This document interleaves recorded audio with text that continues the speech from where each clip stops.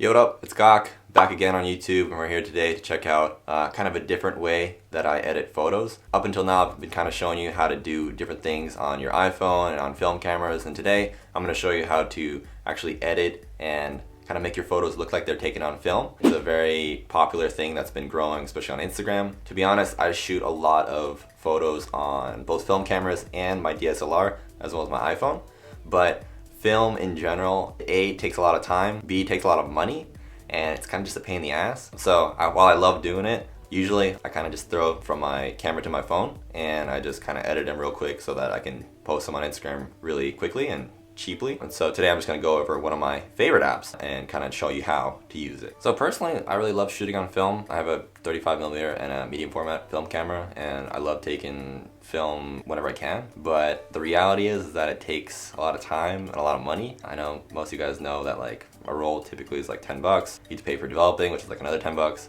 And then you have to wait. We're kind of blessed in Japan where you can take it to like a local camera shop and they'll develop it for you within the hour for 35mm film at least. But it's still a pain in the ass. Sometimes you just want to get a picture real quick and post it on like Instagram or social media. And so a great alternative that a lot of people use are film apps. So film apps in general are a really just easy way to like quickly edit your photos, make them look nice. They're not a perfect alternative for film. There's like certain grains, certain just ways that light hits the camera that you can't replicate on your phone. But the great thing about this app is that you can get photos from your DSLR or your iPhone and quickly just import them and edit them on your phone. As I mentioned earlier, it's not a 100% free app. So like the basic presets, you can get about 20% of the app's capabilities for free, or the actual app costs, you can either pay $3 a month or you can pay $18 a year, and it's split up into 12 months. So it's like $1.50 or something like that. I mean, it's relatively cheap. The app is actually rated right at the time of this video, number 122 in photos and videos, which I think is a cop out. Like, it's such a nice app, so you can go ahead and check it out. It's really nice for getting like a broad variety of like editing capabilities. So like not only do you get like the basic like contrast, like shadows and film and stuff like that, but like you can actually add beautiful grain, and you can actually edit the light leaks that you can add onto your photos.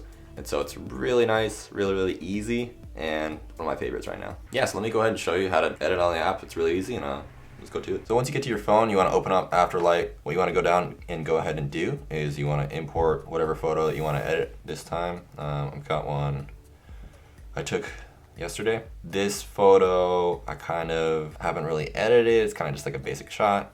What I'm going to go ahead and do is you can go ahead and go through and adjust a bunch of different things. If I want to make this look like a film photo, one of the main things I do is I add grain right off the bat. You can go from 0 to 100, but I usually add like 30-ish. So I'll add 30 grain, and then once you do like your basic edit, you can go ahead and add. My favorites are always on original. One of my go-tos is, it's called Loom. Another one is Rain and Hollow. I think this one I'll add Hollow. The cool thing about this app is that you can actually layer presets on top of each other. And so after I add, for instance, Hollow, I can actually go ahead and add another preset on top of that. You can layer different presets, which is pretty sick, kind of more bang for your buck.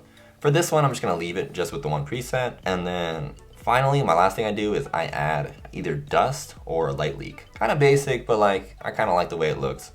For this one, I'll go ahead and add maybe a small amount of dust. I'll take it up to about 50 opacity. You can actually adjust the orientation horizontally, vertically, and you can also invert it so it's black dust instead of white dust, which is pretty sick. So I'll go ahead and add the dust. Finally, I'm gonna go ahead and add a light leak because that's one of my favorite things to do. It kind of makes it look like a film photo. The crazy thing about this app is that you can actually change the colors of a light leak for each individual one. So I'll go ahead and let's try a couple different ones here. Additionally, with changing the colors, you can actually change the orientation. So like, let's say I like this one, but I want it to be flipped upside down. I can click the flipped icon. Let me go ahead and change the color to something a little bit harsher. And then once you finish it, you just click the check button and it's there. You can actually check the before and after by just clicking the photo like that. And it shows you basically your overall complete edits. I'm pretty happy with it so far. There's a lot of different things that you can kind of mess around with. I currently have the older version of the app. Purposely didn't update because the new update doesn't give you the full settings of all the light leaks. There's a bunch of different ones in the new one, but I don't know. It's a quick, easy way to like edit your photos, make them look cool, and kind of make them look like light leaks, make them look filmy. You know, definitely something that is really, really convenient. Additionally, you can crop the photo.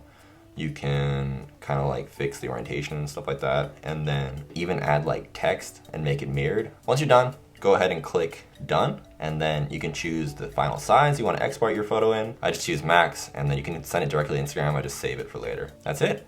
You're done. That's basically all there is for Afterlight. The basic app is like enough for me. Like I don't really need all the additional light leaks and stuff like that, but it's not that expensive and it's kind of worth it. So if you're interested in it, go ahead and check it out. I use it like every day.